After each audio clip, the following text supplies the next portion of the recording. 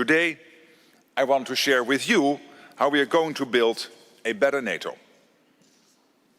At the summit in The Hague next month, Allied leaders will take decisions to make NATO a stronger, fairer and more lethal alliance.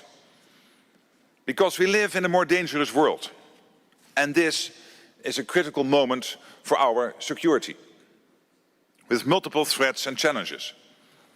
There is Russia's brutal war against Ukraine, the threat of terrorism, intense global competition, and flashpoints around the world, from the Middle East to Asia.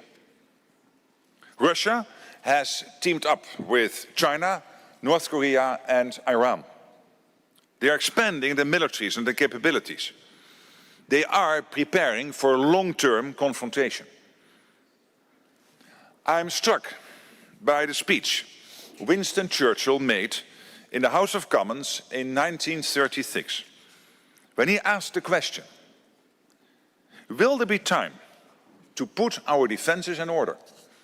Will there be time to make these necessary efforts? Or will the awful words, too late, be recorded? Peace fails when there's complacency, when threats go unanswered, and when preparations are put off. We must take action now and build up our defenses. To delay is dangerous. To make NATO stronger, we must increase defense spending. That underpins everything. Allies will have to invest much more to meet new capability targets, which NATO defense ministers will agree in Brussels next week. We need more resources, forces and capabilities so that we are prepared to face any threat and to implement our collective defense plans in full.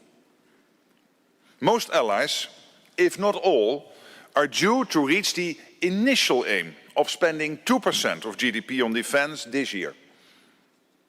And many have already announced plans to go much further. We know that the 2% pledge, agreed way back in 2014, just doesn't cut it anymore. So, in 2025, we are finalizing a plan to dramatically increase defense spending across the alliance.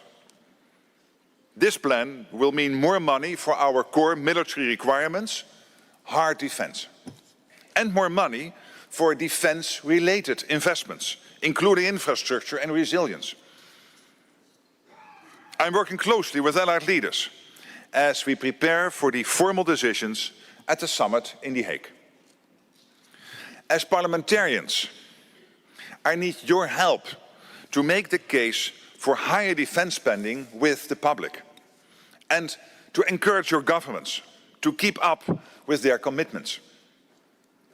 And I know the debates about investing more in defense will be difficult in some parliaments. And each of you will have an important role in building support to get budgets approved. So I need, and NATO needs, your support. As well as more defense spending, we need more defense production. NATO's aim is to enhance and expand the industrial base right across the alliance. We are committed to increasing defense production, fostering innovation and removing barriers to cooperation.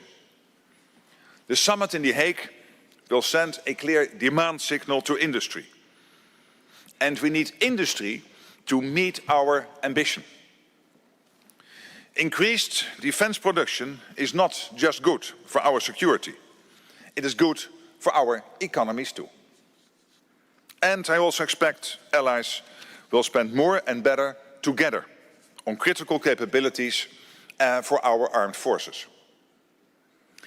NATO must become stronger, fairer and more lethal. To make NATO fairer, we will rebalance the burden of our security, with all allies contributing their fair share. We all benefit enormously from the protection our transatlantic alliance provides.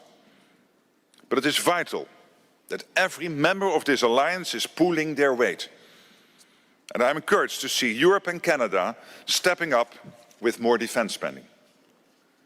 A strong transatlantic alliance is good for Europe and good for the United States.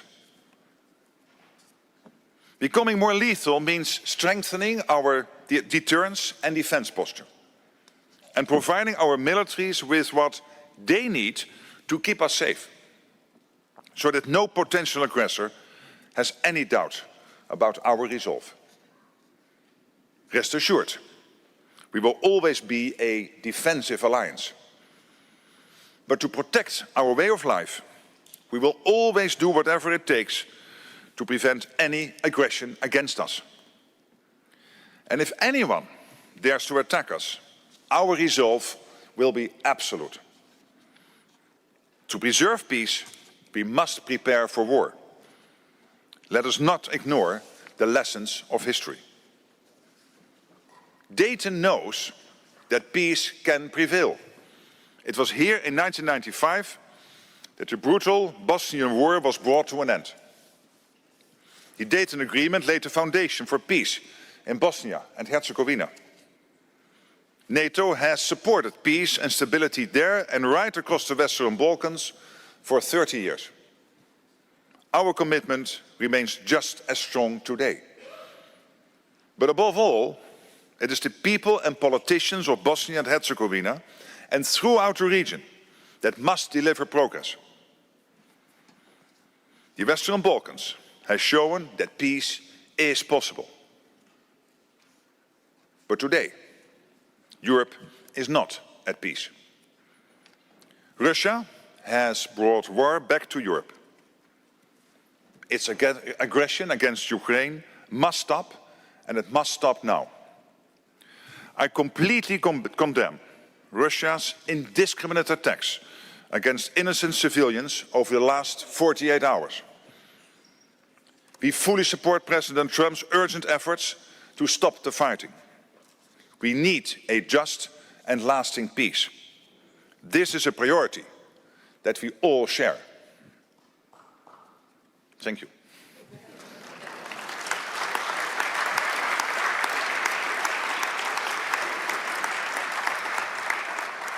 NATO will continue our long-term support to Ukraine.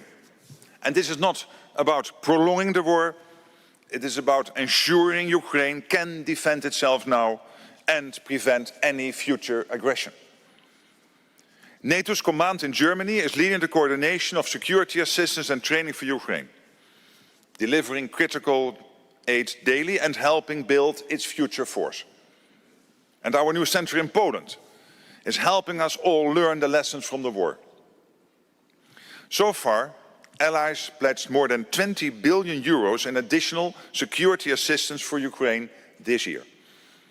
And through the coalition of the willing, led by the United Kingdom and France, NATO allies have shown they are ready, willing and able to take more responsibility to help secure peace when the time comes.